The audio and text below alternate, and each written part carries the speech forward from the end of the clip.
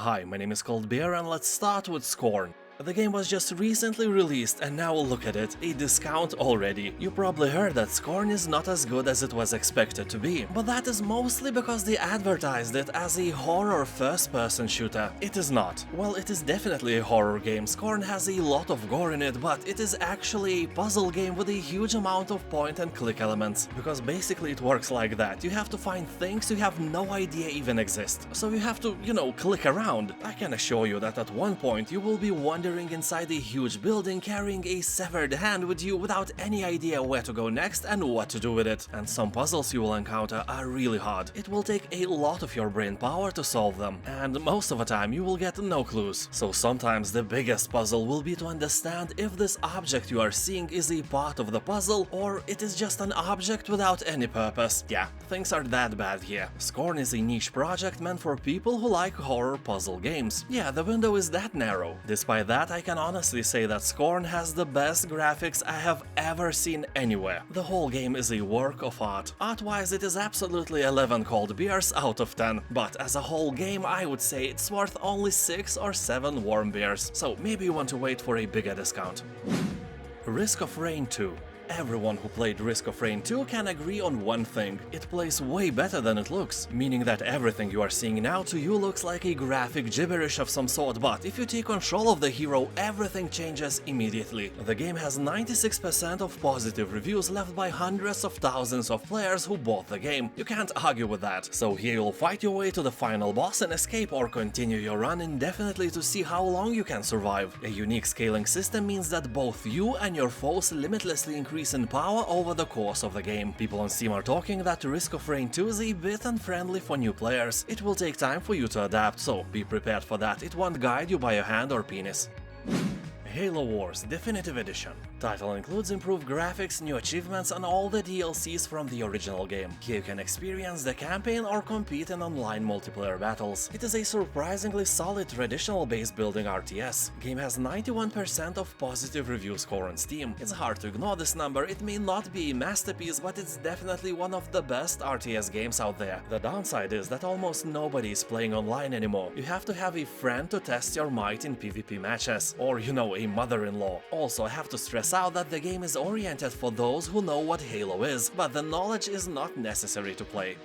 Killer Instinct. This fighter game has very positive reviews on Steam, so maybe that will keep your attention even if you don't like games like these. Some people even rank Killer Instinct above Street Fighter V because it offers almost lagless multiplayer mode, smooth gameplay, and diverse roster of different fighters. Game is easy to learn but hard to master, meaning that you will feel comfortable from the beginning, but if you encounter a mighty sensei of this game, you will be crushed, along with your dignity. Nevertheless, the game will give you the feeling that you are the ultimate combat god and not some puny peasant. So, as always, if you have friends, beat them without any regret. They deserve your merciful fists of fury, and after that you can beat them in this game as well. Rise of Nations Extended Edition.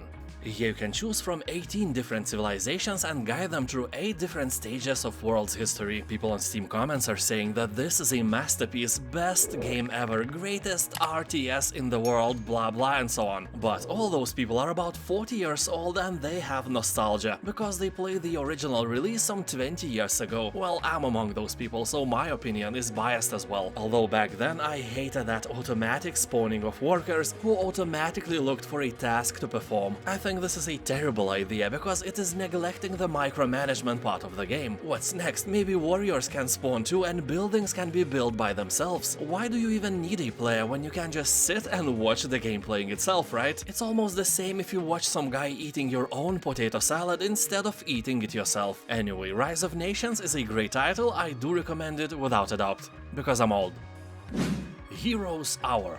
Exploring the world and developing your town and army are both turn-based, giving you time to think and plan out your next moves, but in battle your units will do the best and fight for themselves in real time, all hundreds of them. And you can cast spells and give attack orders to swing the tide of battle, or just sit back and watch as your might unfolds. That is a really cool concept, something fresh in a world of games similar to Heroes of Might and Magic. Although I'm not saying that this concept is perfect.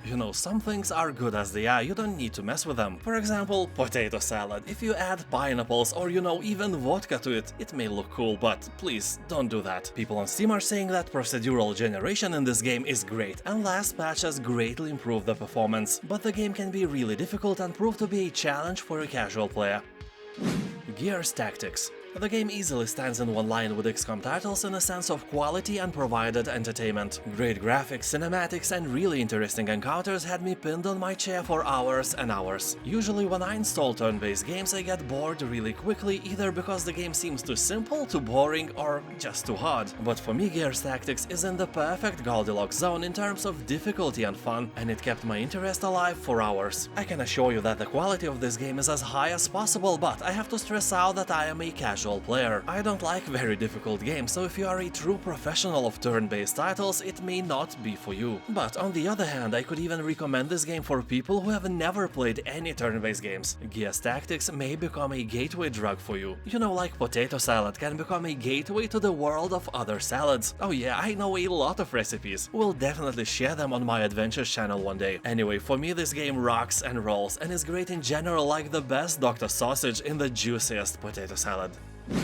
Halo: The Master Chief Collection. This iconic release includes 6 games built for PC and collected in a single integrated experience. Whether you are a longtime fan or meeting Spartans for the first time, the Master Chief Collection is the place for you to start or to continue your Halo gaming experience. People on Steam are affirming that this is the best way to play Halo nowadays. If you want the best quality Halo experience, play this version over Halo Infinite. The latter is free, but as for now it has a bit too many problems. Although updates are constant and it may become a serious game after all in the future. Like, you can still become an outstanding penis doctor if you try your best. Well, probably not, but don't lose your hope. So the Master Chief Collection will give you the best experience possible. The games are action-infused, but the franchise also has a large storyline and are among the best story-heavy FPS games ever released. Control Ultimate Edition.